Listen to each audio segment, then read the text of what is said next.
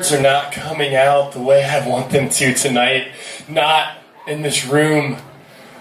The connection is tenuous at best. The goddess whispering and crackling like your favorite radio station as you drive out of town. When I'm not writing, I make biscuits. Well, I do other things too, but biscuits are how I eat. It's another connection to another goddess. The story gives birth. The earth sustains life.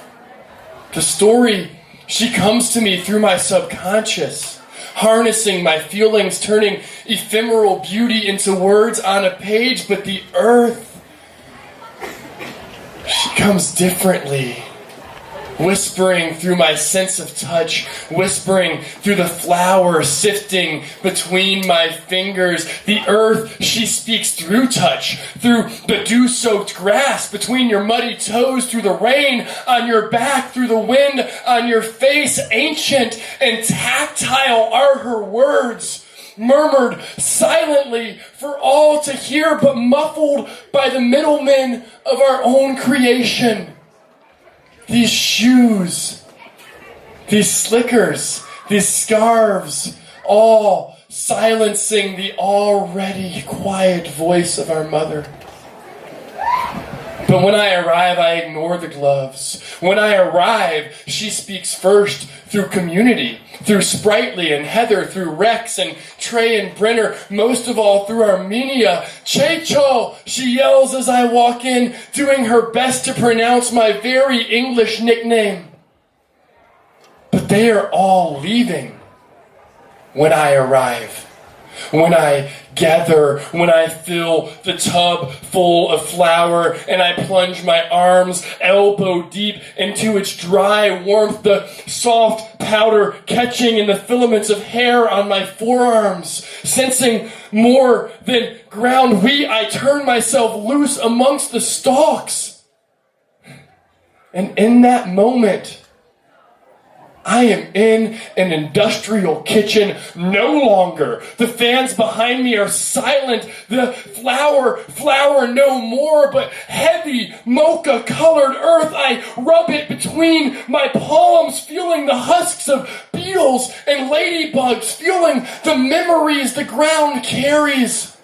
Memories of metafauna and aboriginal hunts and wigwams and campfires, and of humans making intercourse on the eternal, fertile ground. I feel the sweat of the farmer, the burning August afternoon on the prairie, the pheasant hiding amongst the crops. I feel the pounding of the buffalo hooves, the erosion and degradation of the topsoil, the pain and loss, labor and love necessary to create the food that I will eat tonight. I feel all of these things. And then I dump the tub of biscuit mix into its container and begin another batch and feel all of these things again. Caleb Calhoun getting us started. Judges hold those scores up. Quicker the better. I'm going to call it out as soon as you get up. 1, 2. Maybe a little bit further to me. I'll hold them up. Okay, 1, 2, 3, 4. I don't have those things. A 6.9, a 7.1, a 7.3, a 7.5, and a 7.8 for Caleb. We drop the high, drop the low, keep the middle 3. Give Caleb a score.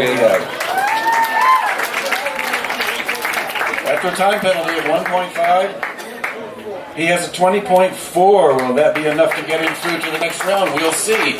Jordan Bailey's up. Please welcome Jordan Bailey. You all feed some energy up here to these boys. They're working hard. Evening is going to be fun.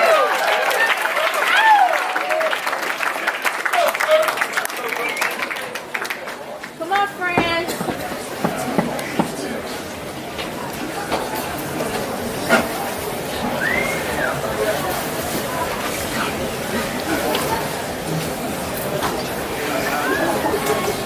So we're walking back to my car, which is superly illegally parked behind a church. on this date that I didn't really think was a date, but turns out to be our 6th date.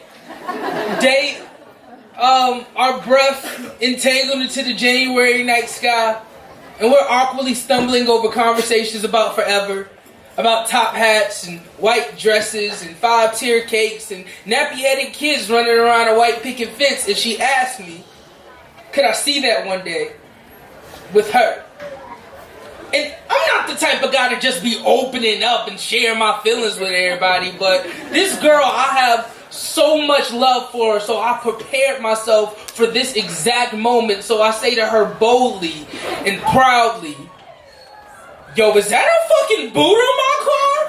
Oh, the city of Charlotte got me fucked up. I mean, they see me here trying to set the ambiance of this romantical ass winter's eve, you know, trying to get my LMA on, and now my car is beating out and booted up. Like, Mr. Meter Maid, what you want to tow my car for? It's a '04 Honda Civic running on E like a Jacquees remix. Like, I picked the exact parking spot next to the generator. If that shit blow up, I'm the only casualty on purpose. I took that risk for the safety of the community. Nobody's trying to lose their life for $5.45 in the back of the parking lot. And yes, I know I got parking tickets, but why you want to tow my shit for? I'm just starting to think that somebody might have sent you. So who was it? Was it my ex?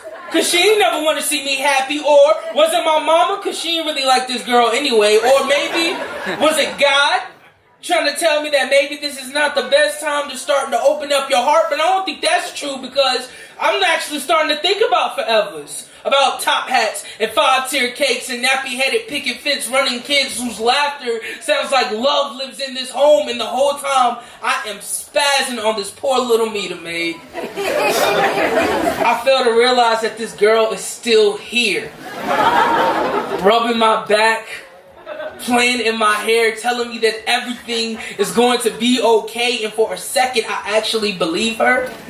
And she kisses me on the cheek, and her lips feel like tomorrow might come, and it might even be a good one. So when the next day does come and we don't reconvene our conversation and she doesn't text me back, I take that as a sign from God to treat my feelings the same way I treated those parking tickets. Ignore them. Stuff them down in this glove compartment heart, then put my love life into neutral, because it's all downhill from here. And if I ever get immobilized by my feelings again, I know to blame the only person whose fault it really is. That hoe ass Meter Maid.